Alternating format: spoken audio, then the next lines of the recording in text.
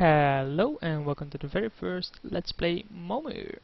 For those that do not know Momir, you basically play 60 land deck, and then this one. There's a simple strategy for it. If you're on the draw, you make 2 drops. If you're on the play, you only start making drops from 3 drops and you stop at 7 or 8. Not sure, it's been a while, but seeing as I want to create some content and cube draws are disabled at this point, I thought, well, what's a great way to do it without having a constructed deck? Well, Momir is the way, I think. I can also borrow some constructed decks from people in the future. I'm looking into that, but at this point it just isn't possible, so we'll play Momir. Normally your deck runs mainly mountains, as you can see from this guy as well, but I basically have no mountains. This is basically the pre-constructed deck that I'm running. He has Azorius. It's just a basic 2/2. I don't think any of the other abilities are ever worth it. So yeah, we'll use Momir. See what we get. Yeah, basically a useless creature because we have to return itself to its hand. Yeah, so 3-drop is wasted. It holds off his Azorius Guildmage for his turn though, but yeah. He gets if you don't control no tap land, so that doesn't do anything either. It's basically a 3/2. So yeah, as Perzoa dies, play a land. We can get Hellrider or something with haste, so that's not bad. It's just a 4/4 for 4 though, but it holds back everything he has. You basically don't want to cost these, so yeah. He can be the target, but it's just a 3/4, so at this moment Sushi stops everything that he has. This can become a late game threat, but probably won't. So X is 5. There's a bunch of flyers out there that we want, and we get a 3/3 flyer. So yeah, it's not the greatest, of course. It's just a vanilla 3/3 flyer for 5.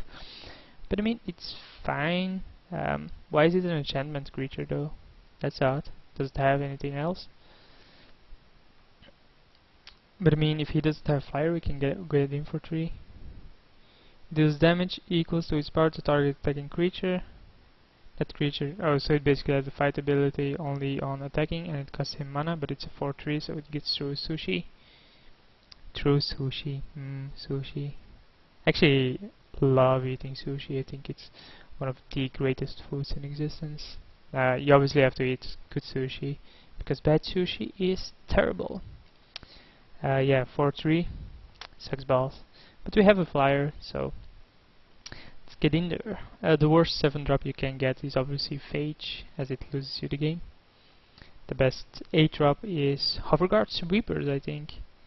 No, there's also the one where every land you tap produces double the amount of mana, and if your opponent taps the land, he can't untap it their next turn.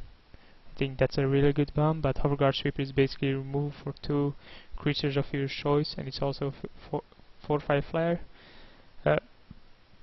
That's not bad. It's also not that great though. He can attack here, but it's probably not worth it for him. This time we'll play a forest and discard the swamp. I guess we want some other islands. I guess we want the option to play an island. I doubt though. So it has to attack. Fine. I'm willing to trade it with whatever. Oh yeah, it has an auto attack. I'm not sure if it's best out of 3. I hope so. So he's trading there. Seems like an odd trade. I mean, the 2/2 isn't gonna change anything, is it? It's only a single one. So yeah. This can become an issue if he has something great or wants to tap down something great, but he has to have an island playing for it, stop his own production of things. So yeah, his 7-drop shouldn't be good. Put a 2/2 knight. Oh wow. That's really good on his part. He has a bunch of creatures, and I think that's an insane card. An 8-drop we want. I'm not sure yet. He's at 11 though because of the flyers.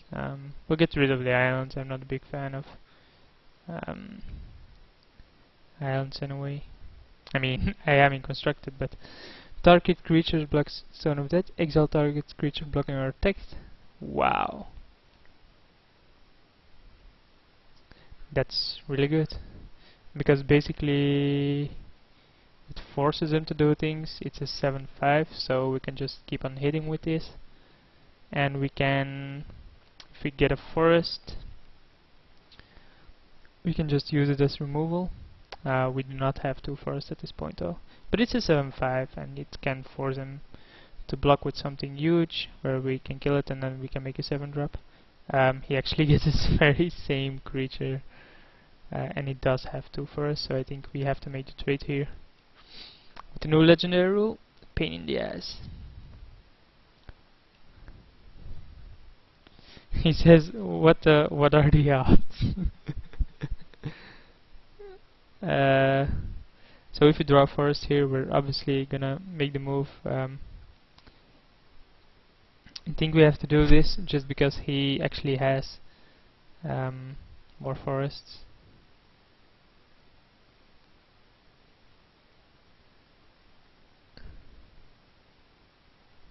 Did Momir used to give +4 life? I think so. It's been a while since I played it, so I'm not sure.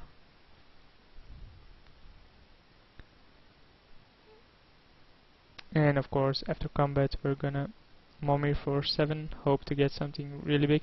We might actually just Momir for 6 because there's way more flyers for 6. What is there for 7? Yeah, we're gonna go for 6. I know this seems odd for a lot of people, but there's basically a lot of flyers in there, and this has fear, so only the zombie can block it.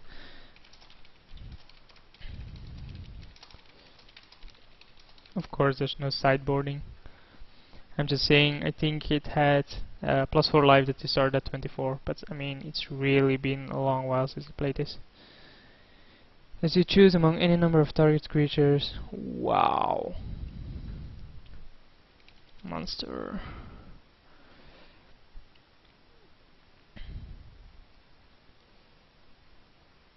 So we attack here with both of these. He doesn't have to block, but he can block that. And I think we're actually dead if we do not get something big. This is a monster, I mean, come on. So, yeah. Let's hope our 8-drop is something huge. I probably should have done it before combat to get an insane 8-drop, but I doubt it. White, red, green, flying trample. The beginning of your upkeep, sacrifice it. Wow. That's terrible. He just has to kill my flyer with Living Inferno, right? I mean, this gets through for 3, but he can gain control with this. I think the most hate creatures are a 3, but even then. So yeah, Living Inferno will just go to town on these. Each creature without flying, oh my god. So yeah, we lose our 8-drop. We will make another 8-drop. He has no flyers at this point, but he has such an advantage on board though. I'm surprised he isn't attacking with anything. I mean, he can easily do so. Wow. Creatures you control have haste, and it's a haste himself. So that's a 6/6. Let's say I attack with everything. He can block and kill something, right? So this dies to this. So we basically just attack with all the 4/4s. So this has haste. We probably should attack with it, right? Means a 7/5. Just force him to block it. But then we're dead on the hit back. We block this and this. It's 4, 7, 9, 10. Yeah, that's lethal. So if you do not attack with this, he cannot block this. He has to shoot this, or this, of course, one of the two. He goes down to 2. We have 3 blockers. Or he can kill... No, he has to kill one of these two. So then we block, block, block, 3, 5, 6, 10, and we live. Yep, we have to attack like this. And hope next turn we get a great creatures to have with haste. Of course you can always Living Inferno it, but then dies to the other one. Yeah, I think that's fine. He can block that though. So he goes down to 2. And let's see what he has here. He can always activate this, but it's gonna wipe a lot of his own board. This is a great card, but he can Living Inferno it to stop something. He has to have a black or an artifact, and he doesn't. So at this point, we just need a flyer to hit on our 8. Or have something really, really good that can attack through this. So X is 8, even though I probably want a bit less. We get an 8/8 trample, so yeah, he's gonna lose some creatures to this. He hasn't attacked a single time though. And at this point, I think if I do not attack with everything, I'm basically dead, right? This doesn't have trample. This does, so he has to block with a bunch of creatures, but this is gonna be an issue, as is this. Yeah, let's just attack like this and see what it does. I'm not gonna calculate it, it's a bit too complicated and it's gonna take a while. But I don't think attacking with this is good because it doesn't have trample. You can easily block it with a 1/1, and I want the option to block with it something harder. He has to Living Inferno this.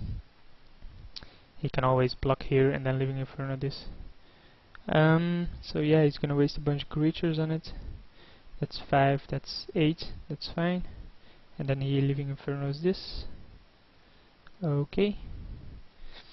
So yeah, we didn't get there. And we're down a lot just because of this.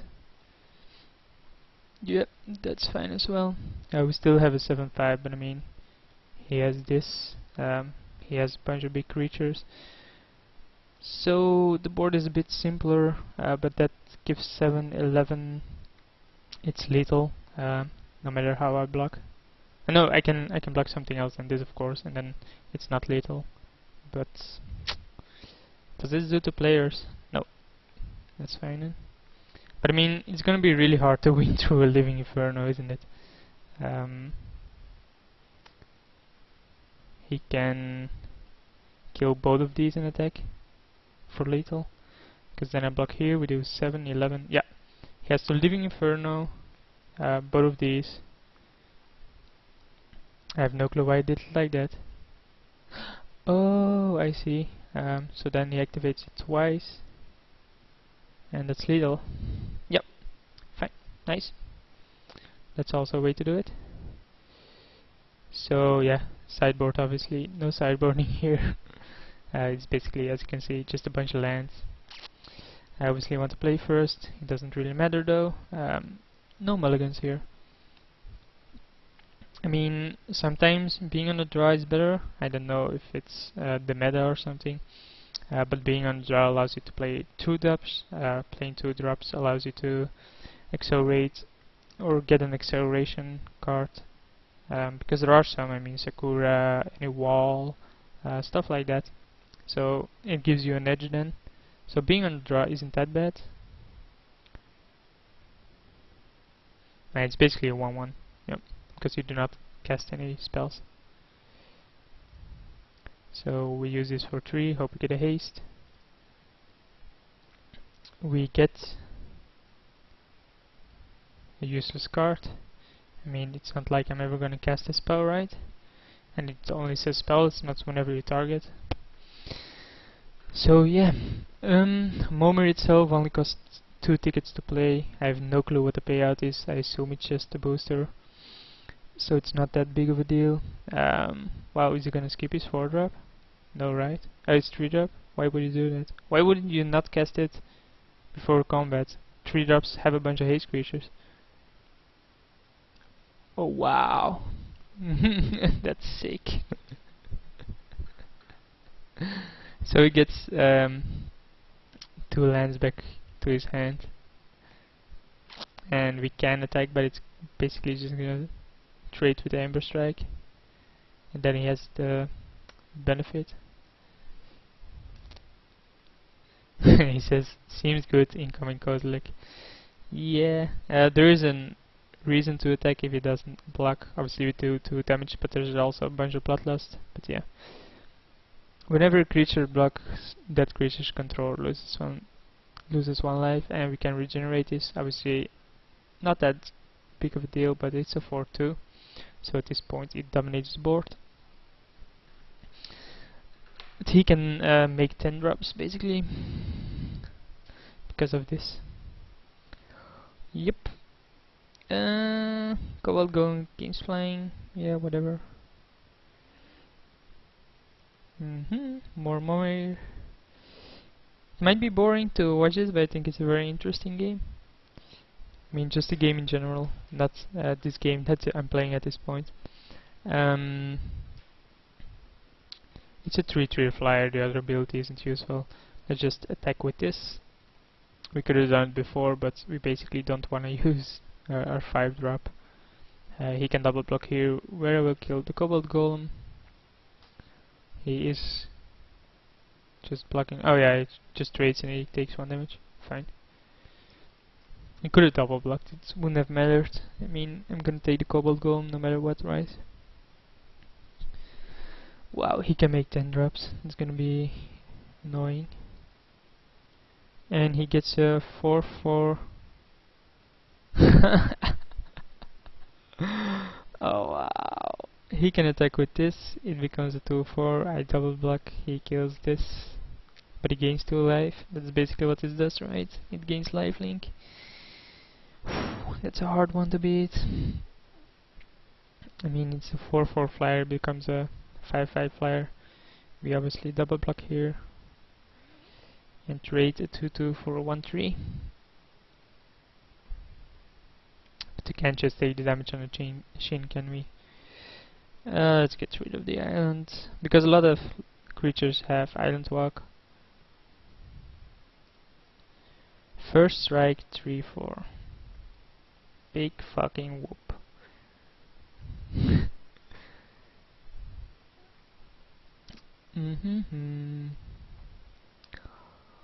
I'm not sure if people will like Momir. If you do and you are watching this, please let me know by liking this video or just leaving a comment, so that I at least know if people like seeing this. What does Bushido do? It's blocking, right? Yep. So he attacks for 5, or he should attack for 5. I'm just gonna have 6 here to go through the triggers a bit faster. But it's not looking good, right? We have a 4-turn clock, 5 turn if we do block, and it has lifelink. So we want something insane, and I have no clue what that would be, especially not on 7, seeing as it's way too long, since I know how this goes. Whenever a permanent is put into an opponent's graveyard, that player loses 1 life. It's a 6/6 though, so we will attack here, just do 3 damage. We're not gonna block with it anyway. I think it triggers from this, it should trigger from this, but I mean, it's really hard to win against this. Even with the 6/6, Red Offering does nothing for this. The ability is fine, I guess, but not if he has a 5/5 flyer lifelink. And the Maze of It. Wow. This is so horrendous for me. Just F6 here. What are we looking for? Basically mass removal, right? Titan, something like that. That kills everything. That does 6 damage to everything. I think it's 8 greater healing, right?